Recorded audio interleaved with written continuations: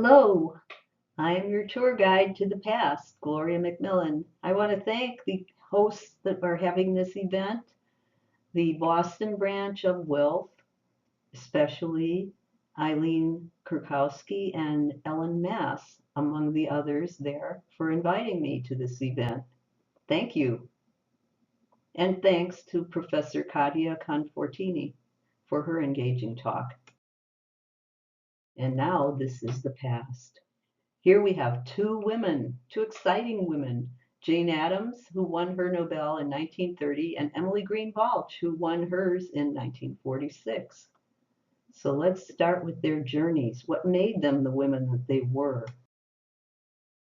Let's start with Jane Addams because she was the earlier of the two by 7 years, and she was very connected to her family, especially her father, because her mother had died when she was 2 years old. I believe she was born in 1860, so around during the Civil War, her mother died. Her father lived on, John Addams, and she idolized her father. He was an upstanding member of, was a senator, I think, at one point, very upstanding man, very moral, very ethical, and he made her question everything. But he didn't like her to go so far away to the new Smith College. It was very new then. So he said, why don't you stay home? Go to Rockford, Illinois, and attend the female seminary. So she did. She was a brilliant scholar at the Rockford Female Seminary, and she was at the head of her class in the junior year. And in those days, believe it or not, they gave an oration in Greek. So she picked the hero Bellerophon, likening his heroic victory over the chimera to the winged idealism she felt that could correct and conquer social wrongs. So already she was changing from a mortal enemy, someone you would kill, to some bad thing that you would overcome. And I'm really sorry to say that this Greek oration is not preserved, and it's really too bad. Well, a couple years after her father died, she had an inheritance that would amount to $11 million in today's money. So, like all the women who were that wealthy, it was no problem. She could take the grand tour of Europe. And she was grieving very badly for her father, and she thought this would help. But being Jane Addams, she had read Charles Dickens, George Eliot, and even, I don't know if William T. Stead was around yet, but she read people like that. In Bleak House, Dickens had proposed a character named Mrs. Jellyby, who was so concerned with a remote island in Asia or somewhere that she ignored her own children. They were running wild around London, and she never saw, she would ride in a carriage past them, but she never saw East London, where people were so poor they were fighting over half-rotten cabbages. This is all depicted in Jane Addams' memoir, 20 Years at Hull House. So Jane Addams made a point to go there. She went to East London. She went to these places. She saw the Toynbee Hall, which was the premier first settlement house, where young men from Oxford who had social consciences were going to teach classes to these very poor people in East London. And this inspired Jane. She went back to her Greek history and she was thinking, I can be a hero like this and I can conquer these kinds of ills in society, the urban poverty. She went back to Chicago and she started Hull House. She moved into an old mansion that was deserted at that point, built by one Mr. Hull. Before she did that, though, she stopped in Greece and went to Athens. This is where people were going to see these bleached out statues, the Acropolis, and various other ruins, and they were ignoring the living people because they were dark. They looked very dark. they, they didn't look like Northern Europeans. They were sort of a mix between Mediterranean and maybe in some cases looked North African. So they didn't know what to do with these people, the people that had gone on these grand tours. This is what we now call Orientalism. It doesn't start in Asia. It starts in the Balkans, which is where we will be talking about some of the countries in the Balkans. people who are different. It begins in the Balkans. It begins when you get past Vienna. And then as you go south, Italy and Greece. It's an Orientalist view of these cultures. It's a distorted, westernized concoction that isn't quite in line with what actually was there. Noticing around her that all these Greeks, the kind that people weren't noticing in Greece who were on the Grand Tour, she decided she would bridge that gulf. Jane Addams thought, well, I could have them do plays in their own languages here at Hull House. She started the Little Theater at Hull House, and they did plays. They did Antigone, Ajax, the Trojan Women. I don't know if they ever did Lysistrata. It might have been too racy for those people, but she did a number of Greek plays, and she didn't have actors from the colleges. She had the local people who were the fruit sellers, the little men on the street corner hawking vegetables, but they were Greek and they could speak Greek, so they did the plays right there at Hull House. Jane Addams would invite people from Winnetka, from Evanston, way up on the north side, who had money, and they would come because they had gone to Harvard and Yale, and they knew this is classical education. These Greek people from her neighborhood had a connection to that. And so Jane Addams wrote about it quite often, and when she lectured at places like Northwestern University, she would say things like this, that you can't take their cultures away from these people. It's their loyalty to their parents and their little traditions. So we should not take all this away, we should add to it. And she even went so far as to say that children had not been properly taught if they never connect the people of today with these classics, if they never connect Julius Caesar to the Italians out selling vegetables or having little dining, little restaurants right in their neighborhood. They're connected to these people. So she favored a pluralistic society, and that's what she argued for all her life.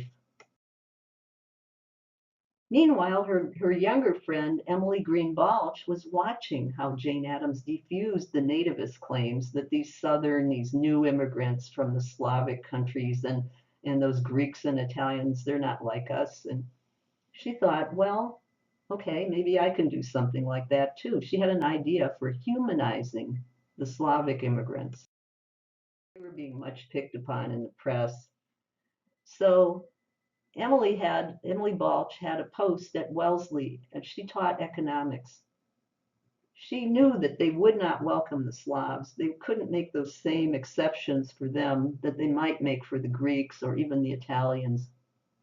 Opinion was very much against Slavic immigrants at that time. So Balch took a long field trip in 1906, and it resulted in our Slavic fellow citizens book. Here's what her grand tour looked like. I think she'd taken another one in Western Europe in the 80s, but this is the one that she took in 1906. She started in Vienna after traveling across Europe, and she began a sort of a circuit around Bohemia, Slovakia, Transylvania, other parts of Hungary, Ruthenia, Galicia, Poland, Slovenia, Croatia, various places. Her first stop, which was very close to Austria, was Bohemia. Chapter 5. And here's the Czech Republic of today, which is the Bohemia of that period. Prague is in the center almost of the photo. Down below it, you see south and a little bit to the east is Vienna. So actually, Prague is west of Vienna. It's not in Eastern Europe. And most people today would visit Prague and they would see all these beautiful castles, the Progeny Palace, the Teen Church, the oldest working astronomical clock. Well, that isn't what Emily did, not that Bohemia. She went to the factories and farms and she visited the people out in the countryside. I wish I had enough time to give justice to all of her quotes, very detailed, rich ethnographic descriptions of villages and costumes, but you'll just get a taste of it. First of all, she said they were very old immigrants, the Bohemians, because they were right in mixed with the Germans. They were already here in large numbers by the 1850s, along with the Germans who came in 1848 because there had been a civil uprising for more rights. And they came at the same time. They came with their families. They didn't come alone. The Croatian men often came alone in order to return with money back to Croatia, but the Bohemians came as families. They had very low illiteracy. They were a little bit even par with the Germans. They only had about 3% illiteracy. And Balch visited one of these Bohemian villages. The woman who was hosting her had a daughter who looked fairly dowdy in the old picture she had from when the girl was growing up at home. And she told Emily Greene Balch, look, she's so more refined and intelligent now that she lives in the United States. Well, this was not what Emily had viewed. She saw many people who looked very coarse, very poor, very raggedy in the United States. So she says it more elegantly. And she also, Balch did not approve their accent in English because most of these people had not spoken to the most elevated groups in the United States. They had spoken to other poor people. But one thing she did notice was that they were very warm and friendly. So right in the beginning of the book, Balch makes fun of the whole nativist movement, very broad fun. And she has this woman in a bohemian costume who's really an American from a Midwestern college, and then labels it as a joke, Slav invader, although some people consider women invaders too. Um, and I have Jane Addams saying, well, that's a good one. And here's on your quote, that was also good, your epigraph, where you say, über den Bergen sind auch Leute. Over the mountains, there are also people, because the Czech Republic of today, the Bohemia of then, was the fault line. It was the San Andreas fault between the Germans and the Czechs. They were all totally intermarried, just incredibly intermarried, but they couldn't stand each other at times, and it was because of the linguistic differences and other things. But they were intermixed. So she was making that point by putting it in German. Über den Bergen sind auch Leute. They're also people, hey, across the mountains there. Next, in the next chapter, she takes us to Slovakia, chapter 6. That's the part right there to the east of the Czech Republic and to the west of Ukraine. You see Ukraine way off in the east there. When Balch visited and stayed in a Slovak village, she just loved the way the women were the painters. They would take these plain whitewashed walls and they would cover them with murals and folk designs. And she talks about it. Again, I don't have time to go into anything like the depth, but she was fascinated by them. She said similar things. She loved the Slovak local costumes, and she said because each kerchief may look carelessly arranged, but it's folded and pleated in a precise way that tell you which village that is. So she said this gives them a sense of local village identity.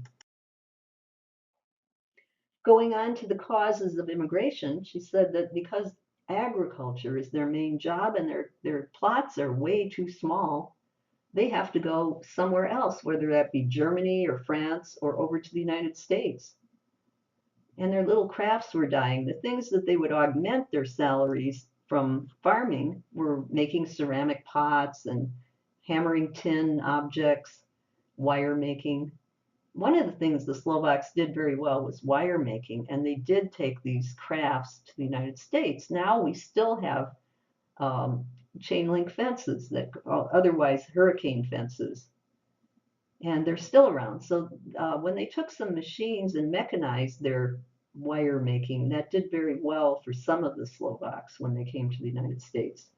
And she lists other crafts that were dying out due to modern trade patterns, mechanization, and greater roads were being improved so people could travel farther with their produce.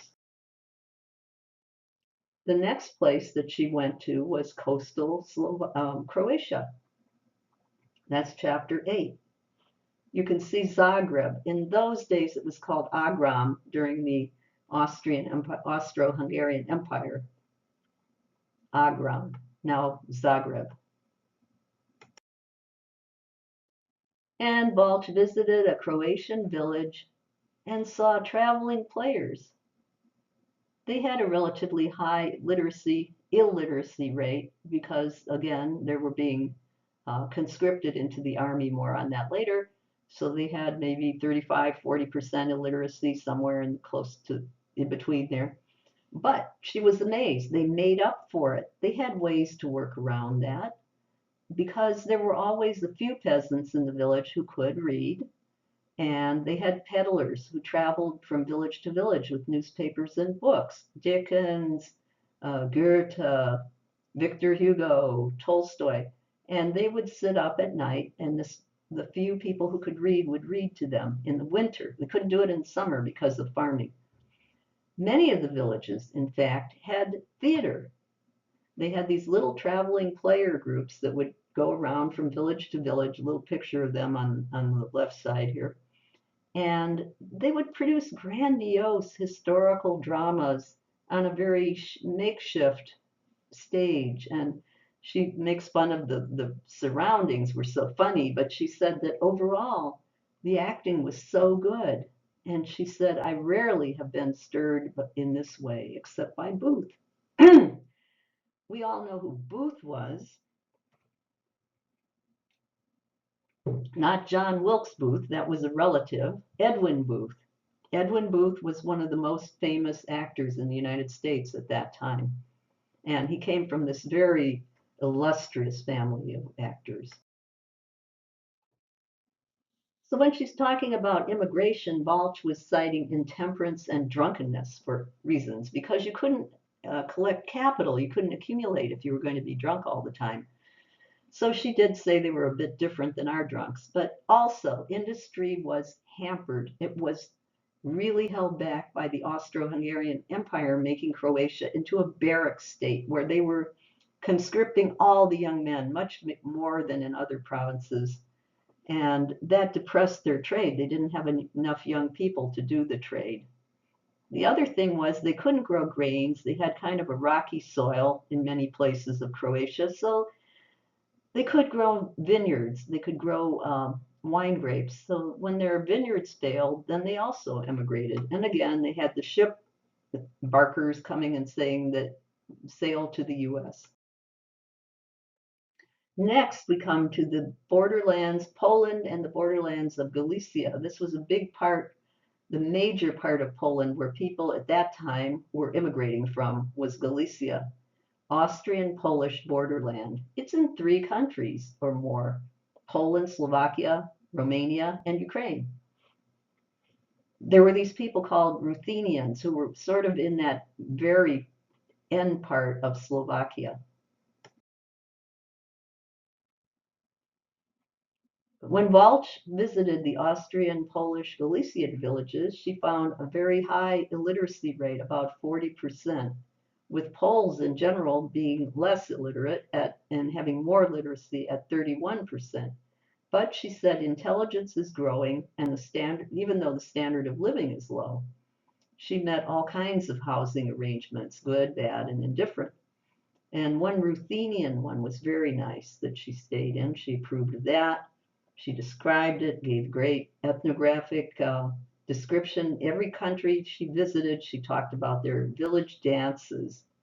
And she found the ones in Galicia very entertaining, and that the women really dressed up at these village dances.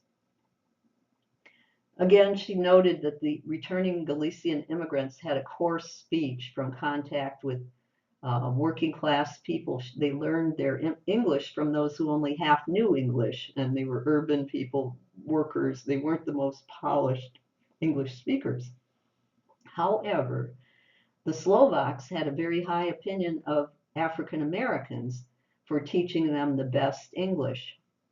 And they also cited their high opinion was that they were generous. One of the African Americans had helped somebody learn how to use a sewing machine.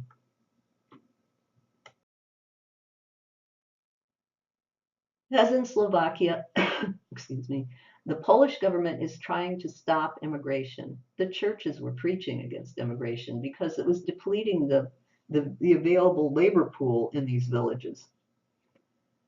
But they were not able to compete with some of the other areas, as you can see here. One of the complaints that the Galician people had was that American capitalists were producing petroleum and that it didn't ever trickle down to benefit the people there. So they had that complaint. The Poles had the Catholic religion, and that gave them a lot of solace that allied with their nationality. But in Galicia, they were up against others. They were against Unia religion or Ukrainian Orthodox religion, sometimes Romanian Orthodox, Catholics in Hungary. So when they were in this very mixed area, sometimes there would be friction, and immigration would come from Poland because they didn't want to stay in these very tense areas of territories contending over their borders. One of the other reasons for immigration was that the subdividing of land was driving immigration. Women from Galicia were immigrating to become servants. There were government decrees coming in to take away the pub and hostelry trade from some of the Jewish owners. And the Jewish people were restricted in many areas. They could only do certain trades. So this was some of their main trades, and they would immigrate because they could no longer be pub owners or hostel owners there in Galicia. The farming part of the Galician population liked the Midwest and Canada because they saw that these were bigger plots than what they could get. Finally, the last place that I have time to describe and that she went to was Slovenia, a very much smaller area. You can see Slovenia up on the map, capital Ljubljana. It has a population of 1.5 million in those days, very small compared to some of the other groups. And they didn't have a literature. They didn't have a literary language. What people were speaking were what peasants spoke at home, songs, tales that were the tales of the people, but no written, published literature and no pulsating tradition. She said even the enthusiasm wasn't there. They were becoming part of the Austrian Tyrolean culture, and a lot of their culture was just being absorbed, and it wasn't there. So when she was in Cleveland, they were called Griners. It was a nickname for Carniolans or Corinthians, these Slovenians. They're closely related but not identical with the Croatians, and they're much more mountain people. They were not centrally governed.